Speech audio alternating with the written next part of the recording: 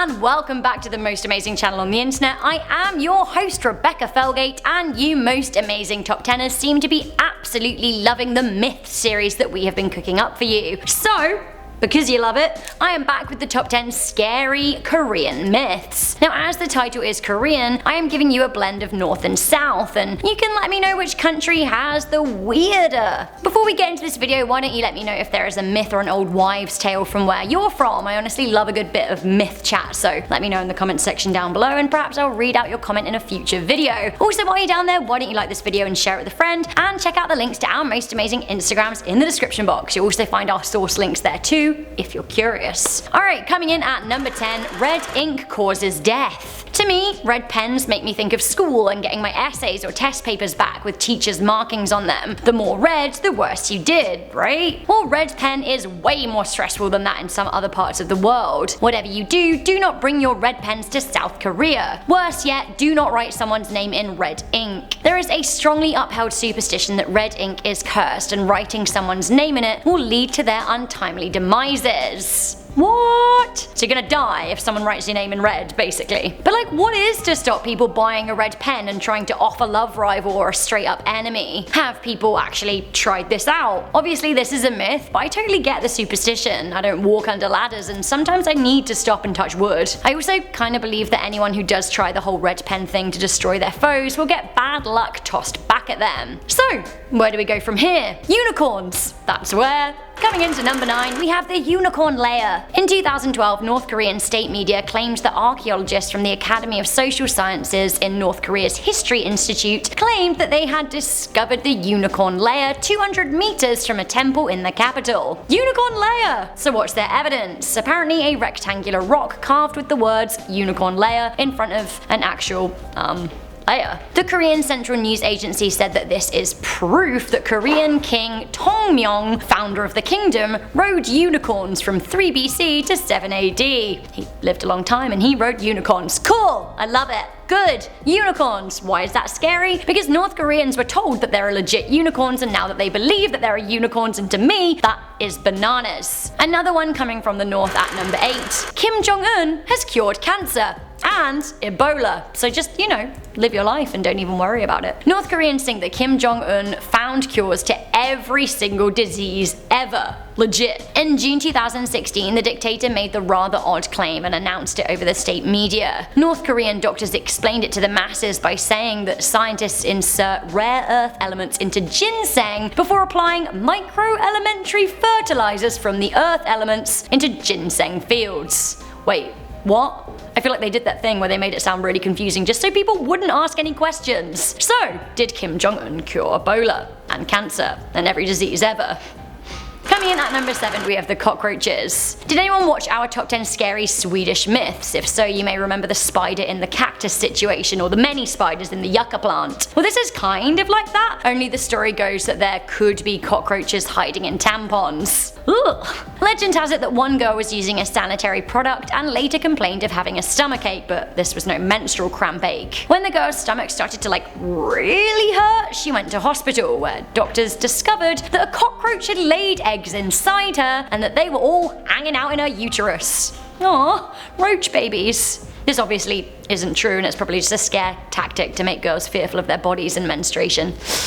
Coming into number 6, we have the body cabs. This is somewhat of a South Korean urban legend, I guess, like the boogeyman, but for drunk adults. The story goes that organ harvesters posing as cabbies drive around the cities, especially Seoul, looking for drunk passengers. When a person gets into the taxi, the cabbie asks where they want to go, like a normal driver would. They offer the passenger a drug-laced drink, which if they accept, they will pass out. If they don't, then they do things the harder way and stab the drunk person with a needle. When the rider wakes up, they have usually been dumped outside their door and soon realize that they've been wounded and hastily stitched back up. That's right, one of their kidneys is indeed missing. Of course, on trawling the internet, I actually can't find any evidence of this happening ever. A similar myth says that if you're caught unawares listening to music on your phone, then you'll also be snatched by the organ harvesters. Coming into number 5, we have the popular myth of fan death. In South Korea, it is a very popular myth that sleeping with a fan on at night will kill you, and if you run a fan at night, you run the risk of dying in your sleep. Why? Well, some crack fake news and fake science is why. It is said that fans suck oxygen away from sleepers, meaning that they suffocate. Others say that your body will get so cold with a fan on in the room that you could get hypothermia. Neither of these things are true. A fan is,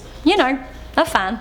Coming into number 4, we have eating dog meat is good for your health. The issue here is that North Koreans are starving. The UN World Food Programme visited North Korea this year and found that 10 million people, or 40% of the country, were on the brink of starvation. Official government rations are 300 grams of food a day, and that is around 2/3 of a pound. This is a basic approximation, but most people eat around 4 pounds of food each day in the United States, so the North Koreans are barely eating anything. North Koreans, to put it lightly, are hungry, and they have been for a long time. Kim Jong-un's father, the former supreme leader, famously fed his people sawdust, but Kim Jong-un's regime has encouraged its citizens to eat dogs, which I guess is a step up. He claims it's great for stamina and has more vitamins than other meats. North Korean radio also announced that the meat, called dagogi, is a medicine that can cool you down on a hot day. He says that dogs should be beaten first to improve their flavour. With most of us in the Western world squirming at the thought of eating dogs because dogs are great, and I totally get that, it seems abhorrent. I would actually argue that all animals are great, however, eating dog meat from dubious sources really puts the consumer at risk. Why? Well, because dogs can carry a whole host of very nasty illnesses like rabies, trichiosis, and Ebola. If quality control was a priority in the DPRK, then citizens may be okay, but low quality dog meat is Kim Jong-un's way of trying to fend off famine. Why can't people afford to eat normally? Well, because the country is spending its money on funding nuclear weapons. Weirdly though, the practice of eating dog meat in South Korea is also a thing. They continue to believe that eating dog will cool you down in the summer, but you know, they won't turn on a fan. Coming into number 3, we have the hottie in the elevator. Like, I get it, it's pretty hard to meet people organically these days, unless you want to Tinder and chill, etc. I get it, a hottie gets in lift and smiles at you and, well, you know, you're thinking why not go for it, it's the perfect meet cute, right? Wrong! Do not trust a stranger who joins you in the elevator while you are alone. Why? Well, they could be a killer. There is a popular South Korean myth that says, you're gonna die, basically. Why? Well, the story goes that the handsome stranger turns out to be an absolute murderer, and it is said that once upon a time, 19-year-old Karuku lived on the 14th floor of her building. She was coming home late from university and decided to get in the lift and press up to 14. Just as the door was about to close, a man stuck his hand in there to stop it, and then he jumped in. Now the two flirted. She thought it was kind of cute, although he did stand a little bit too close. He got off at the floor below Karuku and said, "See you on the 14th floor," and then suddenly he pulled out a knife and ran up the stairs. Now there was nothing that Karuku could do. There was no stop button in the elevator. She just had to ride it until the doors inevitably opened and the man was standing there waiting for her. As you can imagine, this story doesn't have a happy ending. But again, it's fake. After the attack, it was said that the elevator stop buttons were then introduced across the country, although of course this is utter nonsense. The myth is another one of those stories that's probably just there to scare women. Coming into number 2, we have Moving Day. It is a strongly upheld belief in South Korea that spirits haunt homes, and if you move out, you may take some of those spirits with you. Therefore, it's considered unlucky to move during some days of the week. If you plan to move house in South Korea, most people will not do so on a Son Eop Sene Sal. Apparently this means a safe day. My pronunciations are a little lackluster. So basically, there are good days and bad days to move. You just need to call a mover and ask them. They'll know. I'll circle them on their calendar. If you move on a bad day, well, good luck. It is also best to trick house spirits by not sweeping the floors before you leave, as it is said that this will trick them into thinking you're still there, so they won't follow you. People will especially avoid moving on the 4th of the month, as they think that the number 4 is cursed. Alright, finally some classic propaganda here at number 1. We have the yellow-eyed American wolves. It seems that in North Korea, children are taught from a young age that Americans are the enemy, but beyond that, they are terrifying wolves. Children are told that Americans are monstrous beasts. Now, in an interview, one North Korean defector said, "From a very early age, we are brainwashed to believe that Americans are Yankee wolves. I used to think that all Americans were dangerous, yellow-eyed, and devilish. I would imagine American and South Korean men would have this thick chest hair wrapping all around them. It is perpetuated that these wolves will come for you if they get the chance." Now, North Koreans are also raised with institutions like the Museum of American Atrocities. It's a so-called educational facility that places the blame for the Korean War entirely on the United States. While there were a lot of countries involved, and the United States totally isn't blameless for backing the drama, it was North Korea who sparked the war by invading the South. So that was the top 10 scary Korean myths. Which did you think was the scariest? Do let me know your thoughts in the comments section down below, and don't forget to let me know if there are any myths and legends from your area. Before I go, I'm just gonna read the comments from the top 10 mysterious television shows. Corey St. Arrow said, "The Flying Nun was amazing, it ended way too early and should have had at least 6 seasons. Good." Mixney Z said, "Oh my god, I love The Mighty Boosh, and oh my god, I'm so early, I'm watching the premiere. Yay!" Who else was there in the premiere? I was in the chat, like, talking with you guys, and I love that. Maggie Logan said, "Old Greg! I miss The Mighty Boosh so much, loving the outfit, Rebecca."